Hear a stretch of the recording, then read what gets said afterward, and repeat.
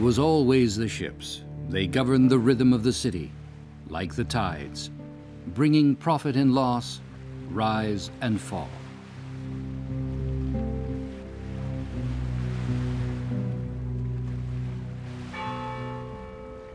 The history of Lübeck is the history of intrepid sailors, of astute merchants and politicians. It's also the history of the Hanseatic League, or Hansa, the most successful trading power of the Middle Ages. Lübeck, queen of the Hanseatic League, on a hill like an island, with the most important buildings on the main axis running along the ridge, with the clear structure of a planned city. Lübeck was founded in 1158 by Henry the Lion. He wanted to create a new trading center. The site was ideal, only 20 kilometers from the Baltic and close to the North Sea. Nothing could stop the rise of this new trading town. The idea of the Hanseatic League is reflected in Lübeck's city seal.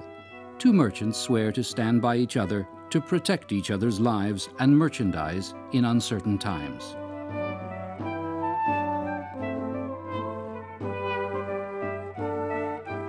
Their ship, a cog, became the symbol of the Hanseatic League.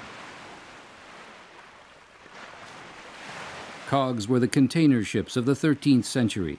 Compared to them, all other ships were like cockle shells. They were sturdy and solid, built to transport large loads, with vast holds that could take up to 200 tons. It was a new kind of ship for new markets. Almost on Lübeck's doorstep lies the Schonen Peninsula. Every summer, great swarms of herring used to migrate along the coast, and well into the fall, the locals were kept busy catching, salting, packing, shipping, and selling herring. Herrings and salt were big business.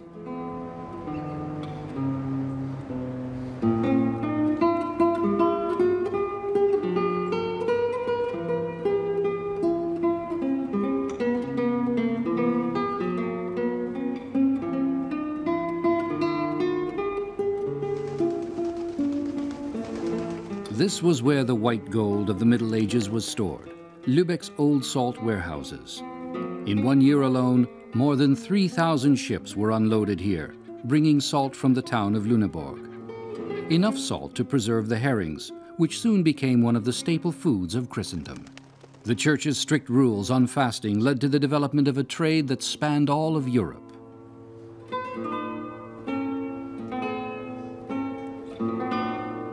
It was virtually a monopoly, and for Lübeck it was only the beginning.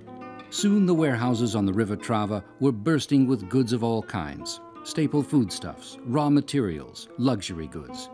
Smells from around the world laced the air, resinous wood from Sweden, musty furs and skins from Russia, the dusty scent of grain from Poland and France.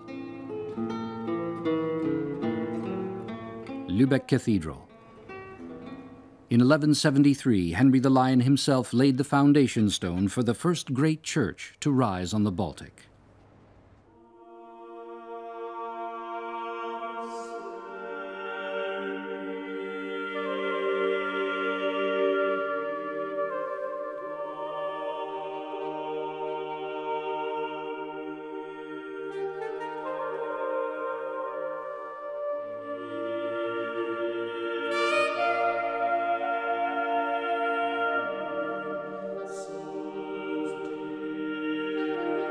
The 17-meter-high triumphal cross, the work of 15th century Lübeck artist Bernd Notke.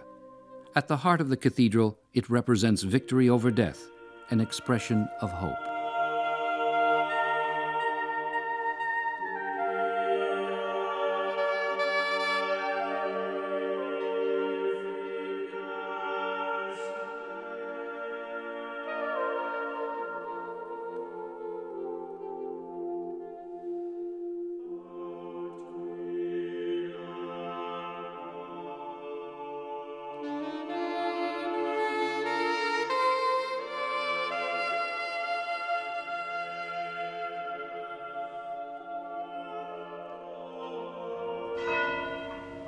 But unlike in many other medieval cities, the cathedral wasn't the focus of medieval life in Lübeck. It's a little out of the way, on the southern edge of town.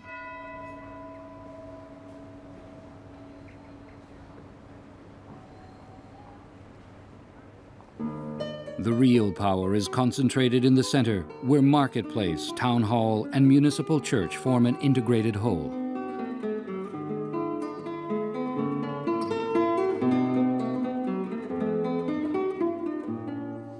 The Church of St. Mary, a mighty earthbound structure, the church of the city council.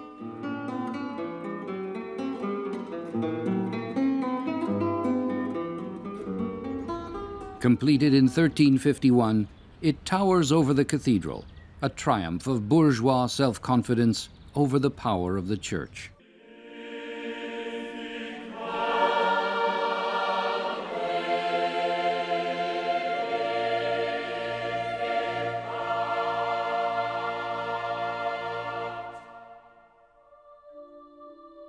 This is the city council's spiritual headquarters, a perfect unity of religious life and bourgeois power. This unity finds expression in the deliberate simplicity of the high Gothic style and in the sheer scale of the building, almost twice as high and twice as wide as the cathedral, for the glory of God and the council.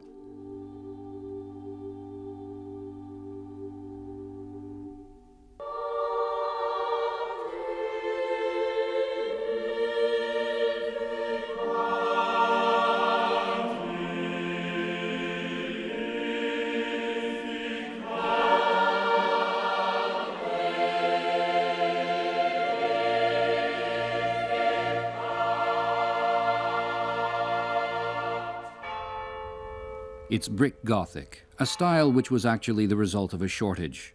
There are no quarries, no ashlar deposits within over 120 miles. It had to be fired clay, man-made stone, brick. So a variation of the Gothic style developed in North and East Germany, with its own special forms, spare and simple.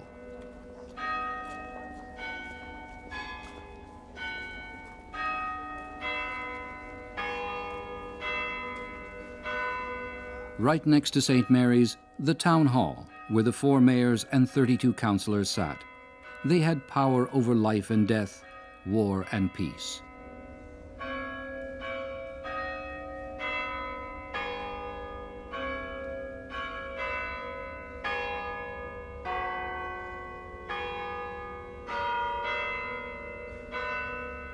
By the 14th century, Lübeck, with its 20,000 inhabitants, was a major medieval city and the headquarters of the Hansa.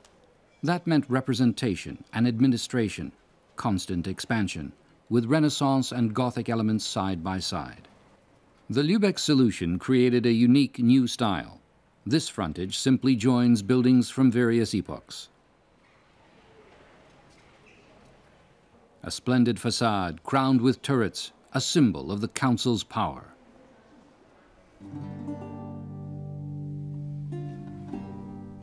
And they were powerful, the Lübeck councillors. The paintings they commissioned of themselves and their families are like royal portraits.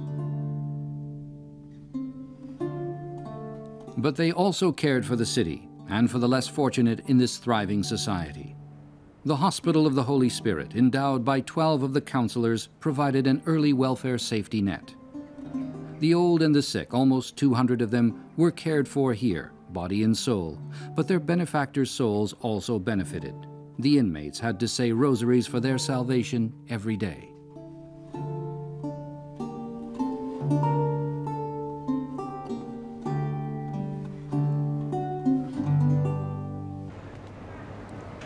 The Holsten Gate, one of the most famous city gates in Europe and Lübeck's emblem. To outsiders, it symbolized Lübeck's economic and political power, as well as the city's determination to fight and defend itself.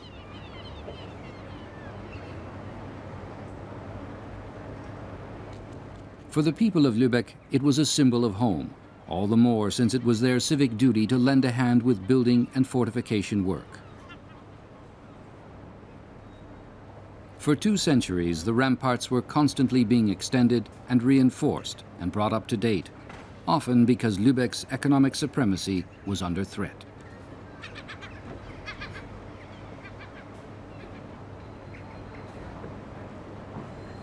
In golden letters, the city's motto, "It's a good thing to have peace abroad and harmony at home." But often the course of history determined otherwise. What with sieges, wars, unrest at home and abroad, Lübeck always had to be prepared to defend itself.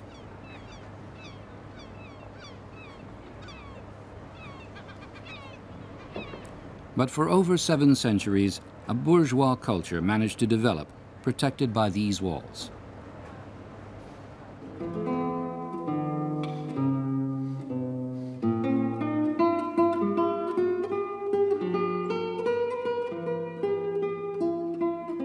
An address made famous by a great work of literature, the Buddenbrooks House. Thomas Mann set his novel about the decline of an upper-class family here, in his grandparents' house.